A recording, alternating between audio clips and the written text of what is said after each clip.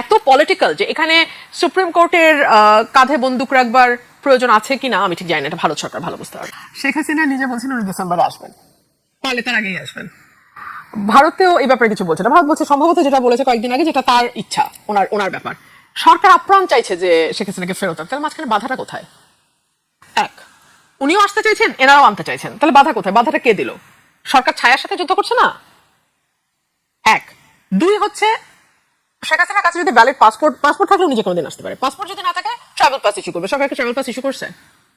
উনি তো বলে দিয়েছেন ডিসেম্বরে আসবে, তো সরকার ট্রাভেল পাস ইস্যু করে দেয়, তাহলে তো উনি যে কোনো দিন চলে আসতে পারে। তাহলে তো আর মানে একটা সরকারের সঙ্গে যুদ্ধ ঘোষণা করার কিছু নাই, কারণ এটা একজনের ব্যক্তির ব্যাপারে কথা হচ্ছে এবং সেই ব্যক্তি নিজেও আসতে চাচ্ছেন, সরকারও নাকি তাকে আনতে চাইছে, তো হয়ে গেল, অসুবিধা তো নাই।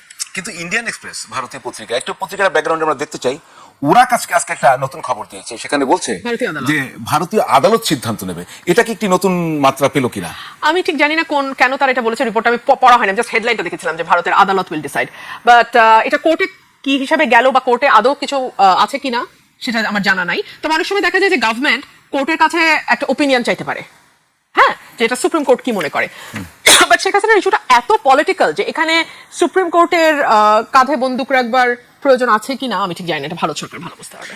একদম শেষ যে তাহলে বাংলাদেশ ভারত সম্পর্কটা কোন দিকে যাবে? মানে এই সম্পর্ক তো ইন্টারিম গভর্নমেন্টের সময় আমরা খুব খারাপ অবস্থায় দেখছি, আমরা এখন আরো খারাপ অবস্থায় যাবে। তো আমাদের সেই ডিপ্লোম্যাটিক জায়গাটা কিভাবে আমাদের প্রস্তুত হতে হবে? ধরেই নি ভারতের সাথে সম্পর্ক ভালো হবে না, তাহলে আমাদের কি করতে হবে? আমাদের তো এগিয়ে যেতে হবে। আমরা এই ব্যাপারে আমাদের জামাত আছে, এনসিপি আছে, তাদের সঙ্গে সরকার পরামর্শ করবে কি করা যায়। পরামর্শ আমি চাইতে পারি। এমপি হিসেবে তো আমার মানে বক্তব্য দেওয়ার জন্য আমি সময় পাই না, পরামর্শ আর দিব, পরামর্শ দিতে তো লম্বা সময় লাগে, তাই না? আমি তো 2 লাইনের বক্তব্য দেওয়ারই টাইম পাই না। মানে কোথায়? সংসদে। তাহলে কি আওয়ামী লীগের আমলে পেতেন?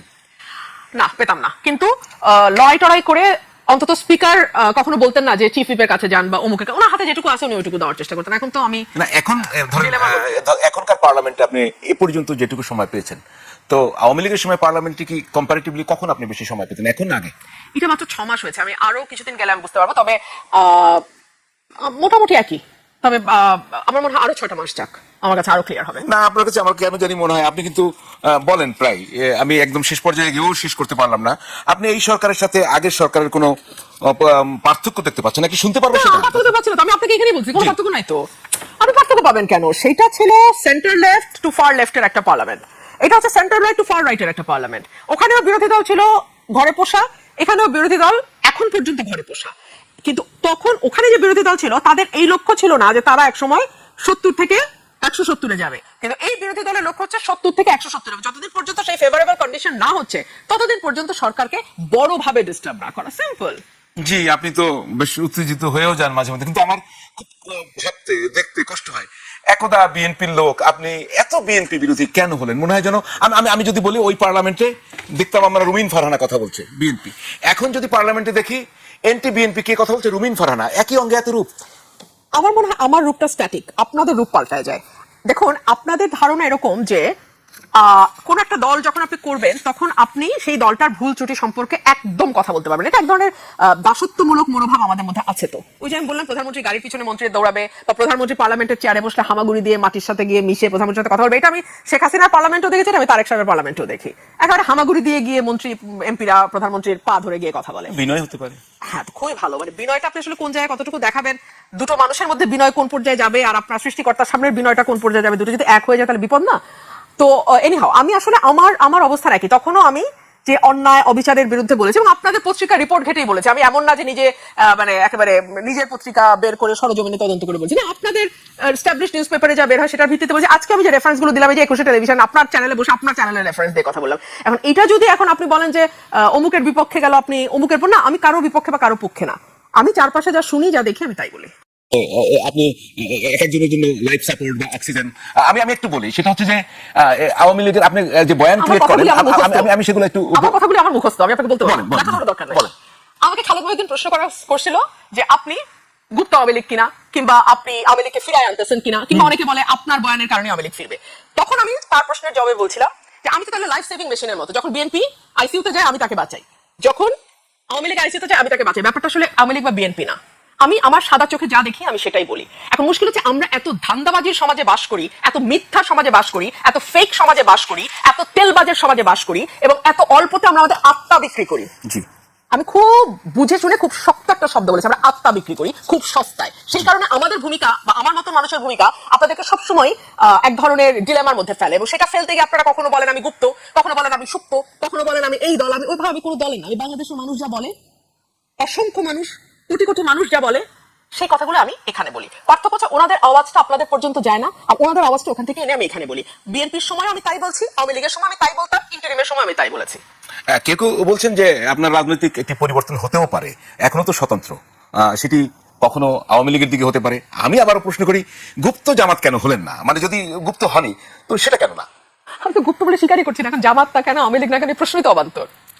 না, আপনাকে এটা বলার কারণ আছে। যেমন ধরেন আপনি মনে করেন আপনার সিক্স সেন্স বলে যে শেখ হাসিনা দেশে ফিরে আসবে, আমি একটু দেখি তো সেটা আছে এখানে।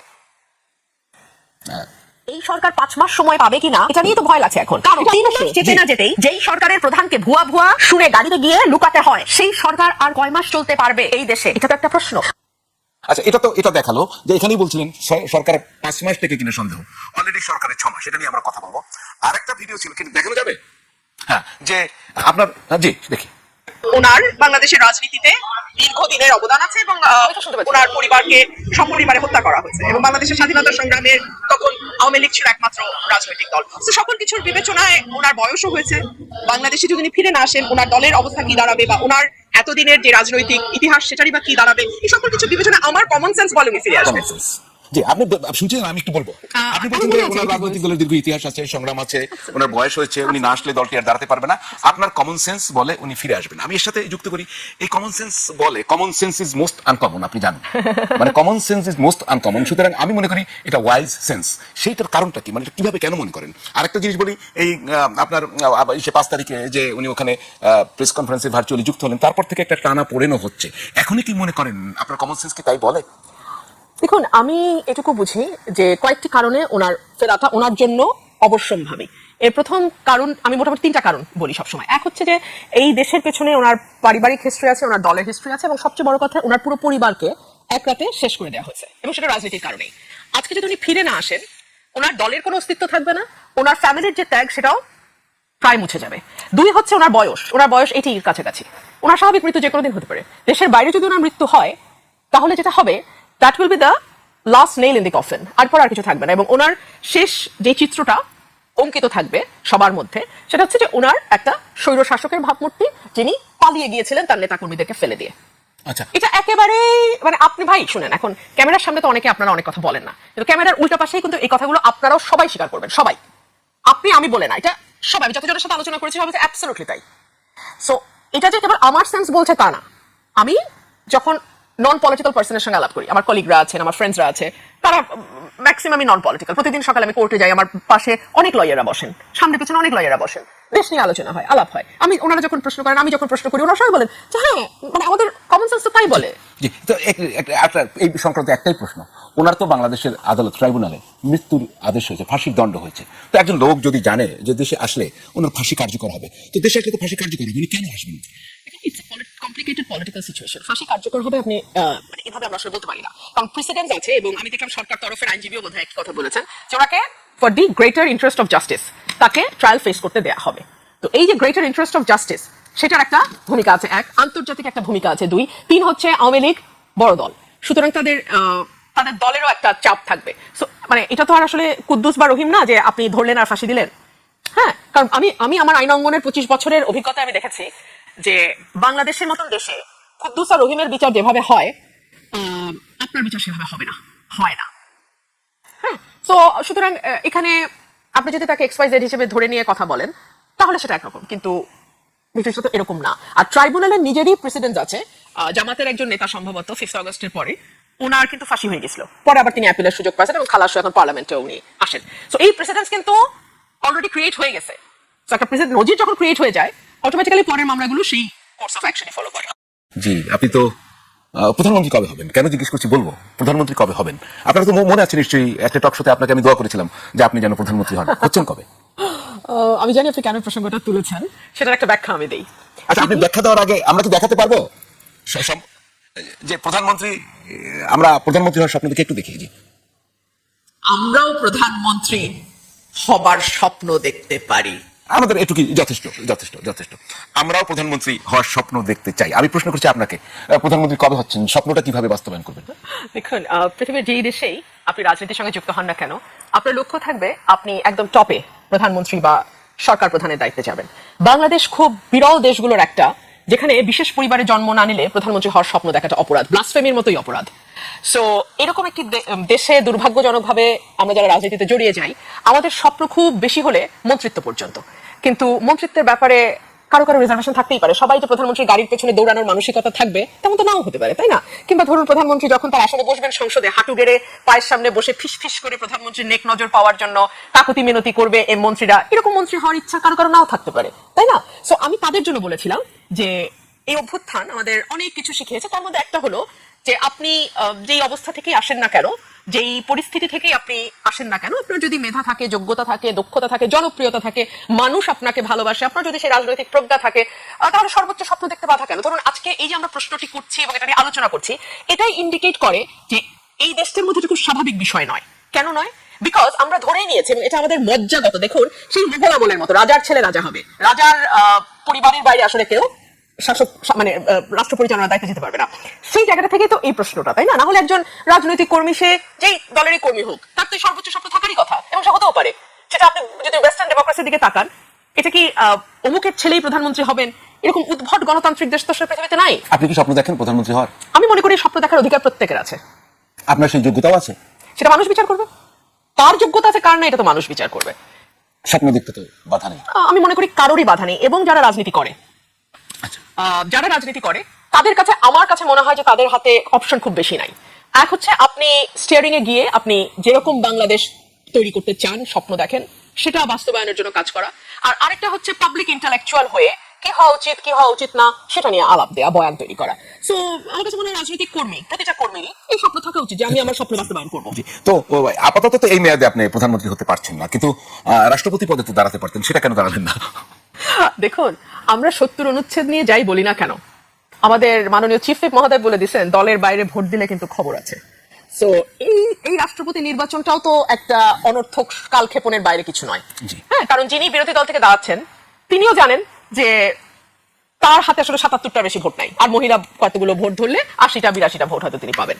আর যিনি সরকার দলের তরফ থেকে দাঁড়াচ্ছেন তিনি জানেন যে বাকি 230টা ভোট তার।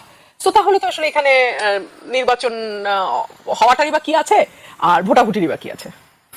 আপনি ওই একই অনুষ্ঠানে বেশ কিছু কথা বলেছেন যে 5ই আগস্টের আগে টপ লেভেল থেকে ফোন আসতো। আমরা ভিডিওটাকে দেখার দরকার আছে মনে হয় না, একটু দেখি। টপ লেভেল থেকে ফোন আসতো, একটু আমরা সংক্ষেপে দেখি। একটা মিটিং এ লোক জমায়েত করতে গেলে একেবারে টপ মহল থেকে ফোন আসতো, রুমিন আপনি একটু মিটিং করতে চান। যাক, আমাদের আর দেখতে হবে না, এটি যথেষ্ট। টপ লেভেল থেকে আপনার কাছে ফোন আসতো, তখন তো আপনি বিএনপি করতেন, তখন তো আর স্বতন্ত্র ছিলেন না। বলবো আরো কথা আছে আপনার ব্যাপারে। এই টপ লেভেল বোঝাতে কি বোঝেন? আপনাকে কি করতে বলতো? মিটিং অ্যাটেন্ড করার জন্য। ধরেন আমাকে গাইবান্ধে পাঠানো হচ্ছে, আমাকে কিশোরগঞ্জে পাঠানো হচ্ছে, আমাকে কুমিল্লায় পাঠানো হচ্ছে। কারণ কি, তখন বিএনপি নেতা কর্মীরা থাকে ডোবার নিচে, ওরা তো উপরে ভাসে না, ভাসলেই পুলিশ ধরবে। সো আমি গেলে কিছুটা ক্রাউড ইজি হয় অ্যারেঞ্জ করা। ঠিক আছে, আপাকে আমরা টিভিতে দেখি, সো ওই ক্রাউডটা তৈরি হয়, যেটা আলহামদুলিল্লাহ মানুষের ভালোবাসা না হলে তো সে রাজনীতি করে লাভ নাই। সেই ভালোবাসাটা থাকে, মানুষের ছিল ভালোবাসা। সো সেই ক্রাউডটা যাতে থাকে, সেই কারণেই মহাসচিব বেশ কয়েকবার ফোন করে বিভিন্ন জায়গায় প্রোগ্রাম করার রিকোয়েস্ট করেছেন। সো এটা আমি মনে করি এটা কোনো অন্যায় না এবং এটা হওয়াই উচিত। একটা কেউ যদি দলে থেকে মনে করে যে সে মিটিংটাতে গেলে ভালো হবে মিটিংটা, ওয়াই নট, অফকোর্স। আপনি বলছিলেন যে সিঙ্গাপুর, মালয়েশিয়া, আমেরিকান, লন্ডনের নাম্বার, সেটা কি? সেটা ছিল আমাদের বড় বড় নেতাদের ফোন নাম্বার। এটা তো আমি ক্লিয়ার করেই বলেছি, আমি তো আসলে আনক্লিয়ার কথা বলি না, আমি তো অস্বচ্ছ কথা বলি না। আমি বলেছি যে বড় বড় নেতাদের দেশি নাম্বার তো ছিল না ভাই। কেউ আমেরিকার, কেউ সিঙ্গাপুর, কেউ ব্যাংককের নাম্বার ব্যবহার করতেন। এবং কেন করতেন? যাতে এক হচ্ছে তাদের সাধারণ কর্মীরা তারা বিপদে ট্রেস করতে না পারে, কথায় কথায় নেতাদের কাছে আশ্রয় চাইতে না পারে, কর্মীদের সাথে তাদের সকল সমস্যার মধ্যে নেতারা জড়াইতে চাইতেন না, এক। আর দুই হচ্ছে সরকার যাতে তাদেরকে সহজে ট্রেস করতে না পারে, এই তো কারণ। তো আপনি তো এখন বিএনপিতে নাই, তো বিএনপিতে ফিরে যাবেন না আওয়ামী লীগের নাকি গুপ্ত? আপনি নাকি আওয়ামী লীগের জন্য বয়ান তৈরি করেন, আপনি আওয়ামী লীগের পক্ষে কাজ করেন, আওয়ামী লীগের গুপ্ত। তো আপনি কি আওয়ামী লীগের গুপ্ত না জামায়াতের গুপ্ত? গুপ্ত এমন একটা বিষয় যেটা আমার ক্যারেক্টারিস্টিক্স এর সাথে যাই না। আমি অতি প্রকাশ্য বলেই আমার সাথে হয়তো অনেক সময় অ্যাডজাস্টমেন্ট প্রবলেম হয়ে যায়। আমার আগের সংগঠনের সাথে যেটা হয়েছে, তখন তারা চাঁদাবাজি করছে, তার চাঁদাবাজি ইলেকশনের আগে, ওইটা নিয়ে আমি কথা বলেছি, দলের সাথে আমার দূরত্ব তৈরি হয়েছে। আমি নানান অপকর্ম যেগুলো হচ্ছিল দলে সেগুলো নিয়ে সোচ্চার হয়েছি, অফকোর্স 5ই আগস্টে পার্টিকুলার সারফেসড হয়েছে, তখন আমার সাথে একটা দূরত্ব তৈরি হয়েছে। আমি এত কথা না বললে আমার এই দূরত্ব তো হতো না। সো আমার কাছে মনে হয় গুপ্ত থাকার জন্য যে প্রতিভা দরকার সেটা আমার নাই। তো এত কথা বলার দরকার কি আপনার? এইটা বরং ভালো কথা। এত কথা বলার আসলে দরকার কি? আমার ধারণা বিষয়টা আমার জিনের মধ্যেই আছে। আমার বাবাও চুপ থাকতে পারতেন না। উনি চুপ থাকলে হয়তো 144 ধারা ভাঙাও হতো না, বাংলা ভাষা রাষ্ট্রভাষাও হতো না, এবং তখন দমন করতে পারলে 69-এর গণ অভ্যুত্থান কিংবা 71-এর মুক্তিযুদ্ধ সেই পটভূমিটাও তৈরি হতো না। তো এই যে চুপ করতে না পারা তো আমাদের হেরিডিটারি, এটা আমাদের ব্লাডে। কিন্তু আমি যদি বলি যে আপনি যদি বিএনপি থেকে বহিষ্কৃত না হতেন, বিএনপি থেকে মনোনয়ন পেতেন, আপনি যদি বিএনপি থেকে সংসদ সদস্য হতেন, অবভিয়াসলি আমি মনে করি হতেন, আপনি হয়তো বা মন্ত্রী প্রতিমন্ত্রীও হয়ে যেতেন বিএনপির, আপনি কি এই কথাগুলো বিএনপির বিরুদ্ধে তখন বলতেন? এই সরকারের বিরুদ্ধে আপনি কি কি বলেন আমরা সেটা পরে দেখবো। আপনি কি বলতেন একদম আপনি বুকে হাত দিয়ে বলেন? হ্যাঁ, বুকে হাতে, শোনেন, বুকে হাত দিয়ে মানুষ মিথ্যা বলে, আমি ওই লাইনেই যাবো না। আমি আইনজীবী, আমি যুক্তি দেখাই আপনাকে। নমিনেশন পাওয়া না পাওয়ার একটা বিষয় আছে দলে, আছে তো, এবং যেহেতু আওয়ামী লীগ মাঠে নাই, সুতরাং এবার বিএনপি ক্ষমতায় আসছে কা শতভাগ মোটামুটি স্বীকৃত। হ্যাঁ বলেন কি, নাকি আপনি একমত না? একমত আমরা আলাদা যাবো না। আমি তো আপনার সাথে একমত বা দ্বিমত কোনোটাই না, আমি তো আপনার কথা শুনতে চাই এবং দর্শক তাই আপনি যখন আমাকে প্রশ্ন করছেন তাহলে তো আমার যদি এই স্টেপগুলোর সাথে আপনি একমত না হন তাহলে তো আমি আমার কন্ট্রোল সাথে ধরে নেন আপনার টাইমে একমত হলাম, তারপরে বলেন। তারপরে এক হচ্ছে নমিনেশন পাওয়া না পাওয়ার একটা ব্যাপার আছে, 2 হচ্ছে বিএনপি ক্ষমতায় যাচ্ছে, এটা মোটামুটি স্বীকৃত। 3 হচ্ছে আপনি আপনার প্রশ্নে বললেন যে মন্ত্রী ফন্ত্রীও হয়ে যেতে পারতাম, তা তো হতে আপনি বললেন। আচ্ছা, আপনার এই 3 নম্বরটা আমি জানি না, কিন্তু প্রথম দুইটাতে সর্বজন স্বীকৃত। তাহলে আমি চাঁদাবাজি নিয়ে তো ভোকাল হইলাম কেন? আমি কি জানি না যে এটা আমার নমিনেশনে এফেক্ট করবে? আমাকে কি প্রশ্ন করা হয় নাই যে আপনি যেভাবে বলছেন? তখন আমি এই আপনার আজকে যেরকম ওপেন শো সবাই দেখছে, সেই দিনও খুব সম্ভবত বাংলা ভিশনে আমি বলেছিলাম ধানের শীষ না দিলে হাসে করবো। আমি জানি খুব বেশি কি হবে, নমিনেশন দিবে না, এই তো। না, সেটা কি আপনার নমিনেশন অনিশ্চিত হওয়ার পরে কি আপনি ভোকাল না হয়েছেন? না না না না, আপনি এখন ভোকাল হয়েছেন, আগে কি ছিলেন? ভাই রে, তাহলে তো আপনার সাথে এই আলাপ তো হয় না, কারণ আমি কি ছিলাম না। কারণ আপনি যদি আমার ওই ডকুমেন্টস গুলো আপনার কাছে না থাকে, যেগুলো পিনাকি ফিনাকির মতো লোক 1000বার ব্যবহার করছে, সেগুলো যদি আপনার কাছে না থাকে, তাহলে তো আপনার সাথে এই আর্গুমেন্টটা আপনি বুঝবেন না। না, বুঝবো, বলেন। বললাম তো এটা তো আমি আজকে না, এটা তো সেই 2024 সালের ডিসেম্বর থেকে আমি শুরু করছি বলা, যখন থেকে এগুলো এভাবে সারফেস হয়েছে। তো 2024-এর ডিসেম্বরে তো আমার জানার কথা না ইলেকশন কবে। 2024 সালে তো অন্তত এইটুকু জানতাম যে একটা নমিনেশনের ব্যাপার থাকবে সামনে, কারণ আওয়ামী লীগ নাই মাঠে, এইটুকু তো জানতাম। একটি বিষয় যে সামনে তো আমাদের স্থানীয় সরকার নির্বাচন হবে, আপনি খুব ভালো করে জানেন। খুব ইন্টারেস্টিং একটা ঘটনা ঘটে গেছে, একটু দেখাবো আমরা পিছনে। 22শে জুলাই হাইকোর্ট একটি রুল দিয়েছে। আদালত বলছে ইউনিয়ন পরিষদ চেয়ারম্যানদের শিক্ষাগত যোগ্যতা কমপক্ষে কেন স্নাতক হবে না, এই জন্য রুলনীতি জারি করেছে। আপনি তো আইনজীবী মানুষ, জানেন। এবং এটা পাওয়ার পরে দুজন আইনজীবী রিটটা করেছিলেন, নির্বাচন কমিশনও বিষয়টি নিয়ে কাজ শুরু করেছে এবং স্থানীয় সরকার ব্যবস্থায় অন্যান্য প্রার্থীরও যোগ্যতা নির্ধারণ করার জন্য একটা প্রক্রিয়া শুরু হয়েছে। এটার মোটামুটি ধরেন আপনি একটু আগেই কিন্তু বিভিন্ন যোগ্যতা নিয়ে প্রশ্ন তুলছেন যে যারা সরকার চালাবে, রাষ্ট্র চালাবে, এইটা কি ইউনিয়ন পরিষদ থেকে কোন পর্যন্ত এটা যাওয়া উচিত আপনি মনে করেন? মানে এভাবেই থাকলে হবে কিনা? না, যদি শিক্ষাগত যোগ্যতার প্রশ্ন আসে, সেই সঙ্গে অন্যান্য যোগ্যতার প্রশ্ন যখন আসে, স্থানীয় সরকারের সবচেয়ে ক্ষুদ্র ইউনিট হচ্ছে ইউনিয়ন পরিষদ, তারপর উপজেলা পরিষদ, জেলা পরিষদ, এই করে করে সেন্ট্রাল পর্যন্ত। তো যদি এই প্রশ্ন ইউনিয়ন পরিষদ লেভেলে আসে, তাহলে তো সেটা ধাপে ধাপে সামনের দিকে যাওয়ার কথা। ধরুন সংসদ সদস্য হওয়ার জন্য কোনো শিক্ষাগত যোগ্যতার কথা বলা নাই। আমার কাছে মনে হয় দিস ইজ ডেঞ্জারাস। এই কারণে ডেঞ্জারাস যে একজন সংসদ সদস্যের আইন প্রণয়ন করার একটা মুখ্য ভূমিকা পালনের বিষয় থাকে, এবং আইন প্রণয়নের জন্য আপনার মিনিমাম হলেও কিছু পড়াশোনার প্রয়োজন হয়, আন্ডারস্ট্যান্ডিং, বোঝাপড়ার দরকার হয়। সো আইন প্রণয়ন বলেন, রাষ্ট্রের পলিসি মেকিং বলেন, রাষ্ট্রের ডিসিশন মেকিং বলেন, এই জায়গাগুলো যেটা একজন এমপির কাজ হওয়ার কথা। মূলত তো আমরা যে কাজগুলো করি ওটা কিন্তু স্থানীয় সরকারের কাজ। রাস্তা বানাও, ব্রিজ বানাও, জিও ব্যাগ ফেলো, নদীর ভাঙন রোধ করার জন্য গার্ড বানাও, এগুলো কিন্তু আসলে এমপির কাজ না। অমুককে ধরে নিয়ে গেছে তো অমুকের জন্য থানায় ফোন করো, ডিসি কে ফোন করো, ইউনোকে ফোন করো, এগুলো, এই ফোন টোন করা কিন্তু এমপিদের কাজ না, কিন্তু আমাদেরকে এটা করতে হয়। তো স্থানীয় সরকারে যদি একদম সবচেয়ে নিচের টায়ারে যদি শিক্ষাগত যোগ্যতা স্নাতক নিয়ে আসা হয়, তাহলে সেটা সংসদ সদস্য, সেটা মন্ত্রী, প্রধানমন্ত্রী, সেই পর্যন্ত যাওয়াটাই তো লজিক্যাল। মানে আপনি হঠাৎ কোন আউট অফ নোওয়্যার আপনি স্থানীয় সরকারে কেন স্নাতক চাচ্ছেন? তাতে কি হবে, লাভ হবে? যদি একটা রুল দিয়েছে, তো রুল হিয়ারিং এর পরে যদি রুল অ্যাবসলিউট হয়ে যায়, হাইকোর্ট যদি মনে করে রুল অ্যাবসলিউট করবে, তারা করতে পারে, তখন স্নাতকটা বাধ্যতামূলক হবে। এবং তখন যেটা হবে যে ডেফিনেটলি নির্বাচন কমিশন হয়তো অ্যাপিলে যাবে, এবং অ্যাপিলে গেলে কি হয় সেটা তো সময় বলবে। বাট আমার কাছে অ্যাপিল বা কোর্টের ব্যাপার না। আমি একজন রাজনৈতিক কর্মী হিসেবে মনে করি শিক্ষাগত যোগ্যতার একটা